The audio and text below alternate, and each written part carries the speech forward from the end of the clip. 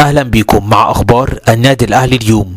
خبرنا الأول: مروان عطية يسافر للقاهرة للخضوع للكشف الطبي مع الأهلي بعد جلسته مع محمد مصلحي. تعرف على التفاصيل.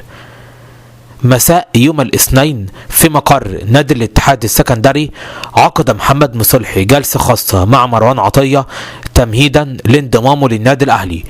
وبعد انتهاء هذه الجلسة يسافر مروان عطية من الاسكندرية إلى القاهرة، وذلك من أجل الخضوع للكشف الطبي يوم الثلاثاء من أجل اكتمال انتقاله بشكل رسمي لصفوف النادي الأهلي. خبرنا الثاني: النادي الأهلي يكشف عن اللعيبة اللي هتروح للاتحاد ضمن صفقة مروان عطية. أكد الأهلي على أن هناك اتفاق تم يتضمن إعارة محمد محمود لمدة 6 شهور بعد إقناعه بقبول عرض الاتحاد، ولكن مع طلب من اللاعب بالمشاركة الأساسية. وأيضا على الأغلب سيرحل معه عمار حمدي، ولكن عمار لسه ما استقروش إعارة 6 شهور ولا سنة ونص. خبرنا الثالث: محمد محمود الرتوش الأخيرة تفصله عن الاتحاد السكندري. أكد مصدر مقرب من نجم النادي الأهلي محمد محمود على أنه تم تقريب وجهات النظر ما بين الاتحاد السكندري وما بين محمد محمود.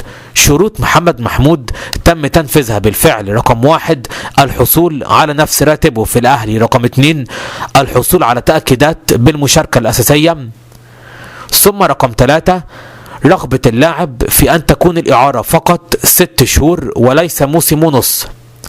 خبرنا الرابع: تعرف على مصير محمد مغربي وذلك من الميركاتو الشتوي. رسميا أكد النادي الأهلي على أن محمد مغربي بات خارج صفقة انتقال مروان عطية للنادي الأهلي. الساعات الأخيرة شهدت خروج محمد مغربي من الصفقة بشكل نهائي. محمد مغربي لغاية دلوقتي مكمل مع الأهلي ومش هيروح الاتحاد. خبرنا الخامس: تعرف على مصير الجبهة اليمنى في النادي الأهلي الآن.